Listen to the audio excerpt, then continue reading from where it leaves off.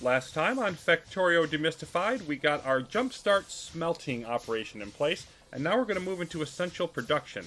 Our steam power plant here, we have doubled it in size, and in between every other steam engine, to keep the power flowing to all of them, we need this space for these power poles, so I have a water pipe there.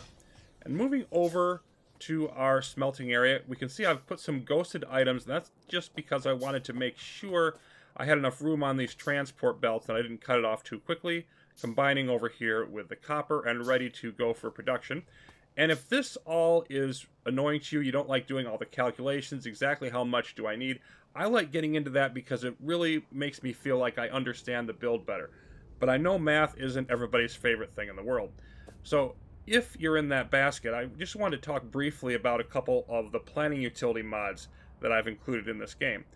Helmod is this one here on the left labeled Planner, and that's really a little bit more difficult to use and a little bit more advanced or powerful of a tool, but they both have a lot of features and are fairly similar. The Factory Planner, which we'll just take a quick look at here, we can, for example, import any designs that we have done from a previous save, so that can make things easier if you like looking at this. But if we just hit the plus for a really quick example, and we need to name a sub-factory, so we're just going to call this Test Iron. And then we have to hit the plus here on the products. We're going to add, what are we going to make here? Well, we just want the iron plates. It shows all the items in the game, so we're going to ignore most of what's here.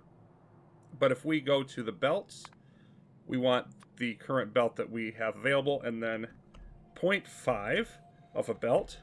Then we're going to submit that, and it's giving us 450 here. That's items per minute. And you can see that we can add, make it turn to belts, or items per second, but we're going to go back to just the total items. To add the recipe down here, we need to left click the product up here, so we're choosing which ones of these we want to be looking at, and we're going to look at the iron plates. And then we have 24 stone furnaces, so it's going to tell us right away that's how many I need. As I said, 12 on each side. And then we can dive down in deeper into, okay, how do we get this coal? Well, it's going to require 2.1 burner mining drills, or we can switch that to electric mining drills, 1.08. And then we can do the same thing with the iron ore. 30 burner miners, 15 electric mining drills, which is exactly what I said before I would need for those. And of course, as what you're building gets more and more complex, this will get longer and longer, but it can really just lay out this for you. You can see the power required. We've got our total power required down here. We've got our pollution per minute. So it just gives you a bunch of information if you like to have all this laid out and not really go through the process of trying to figure it all out on your own. So back to what we're doing here, we need to build up some basic essential items that we're going to want, and they're going to help us expand further. So I'm just going to put up a few of our wonderful assembling machines. And by the way, you don't have to do it this way.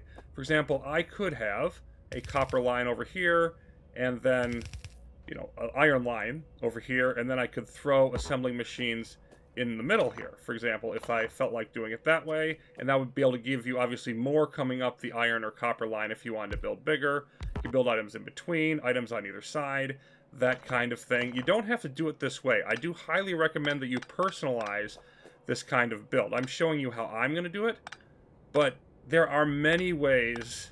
And it really comes down to, what do you think is going to be most important and how much of that do you need? So what I'm doing here is just the key items to get going. This is going to be copper cable, and this is going to be iron gear wheels.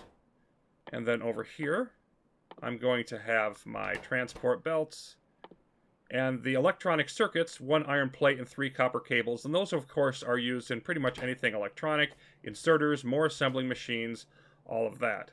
Then off to the side on each part, I'm going to lay out some chests. And I'm going to limit all these to 2 stacks for the time being.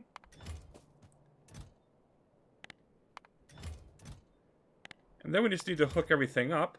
So let's get some inserters going. Of course, I have these 2 on this side so that gear wheels can feed in here. I'm going to want the extra inserter for the gear wheels as I did before. And same thing on this side. We're going to want the copper cable to feed in here. And in this case, where I have the two, like it's drawing copper cables from here and also from here into the chest, it will alternate. And so each one will get an even amount. And then these, let's bring you over here, hook you up, and then let's just get the power rolling. That should work, and maybe one over here, and one over here. And now everything is moving, and we're going to be able to gather resources out of this, and then I can say, okay, now I've got my basics in place. Now where do I move to next? Here are the items I want assembled for me automatically in our beginning Jumpstart Factory Essentials, and I'm going to be expanding on this some, but remember that the Jumpstart Factory is not our final factory. It's the factory that's fairly minimalistic, and it's going to produce for us the materials we need to build that factory later on. So how did I choose what to put in here and what to leave out? Well, a big key, first of all, is what are items that are common use in high volume. So again, that's back to the beginning. Electronic circuits, copper cable, gear wheels, obviously the transport belts. Then further up we have our inserters pulling from the gear wheels and electronic circuits. Those will be needed for almost any machine. Then we have items like the pipe, which isn't needed a lot, but it's needed for just enough for me to put it in here. The pipes are a requirement in underground pipes, and in steam engines, and in boilers, so I figured just enough usage there to justify it. We've got our ammunition, and then we have up here our gun turrets. And these are an easy choice because they take 8 seconds to craft, and they require quite a bit of material. And so if I need a bunch of turrets at once, and that could be a very key need if I'm fighting, then I just don't want to wait around 8 seconds for each individual one. Now, to aid us in sort of making these decisions, one way that we can decide is a couple of more planning mod utilities, FNEI and the recipe book. We'll try out the FNEI here first, but again, these fill fairly similar purposes to each other. We've got all of the items here, and if we just type in something, it'll narrow it down. We're going to go with copper cable.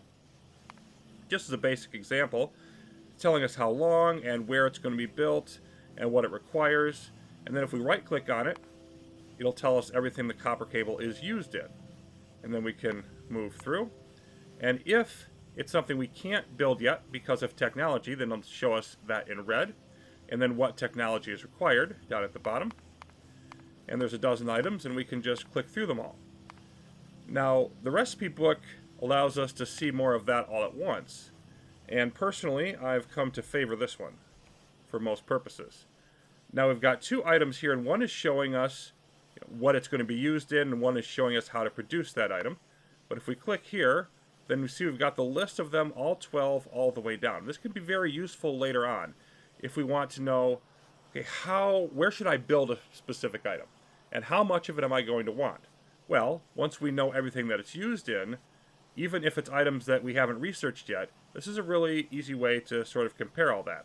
And in the copper cable sense, well, a lot of it's going into my electronic circuits, but I still want to save some because I also need them in small electric poles. So that sort of guides all of those decisions.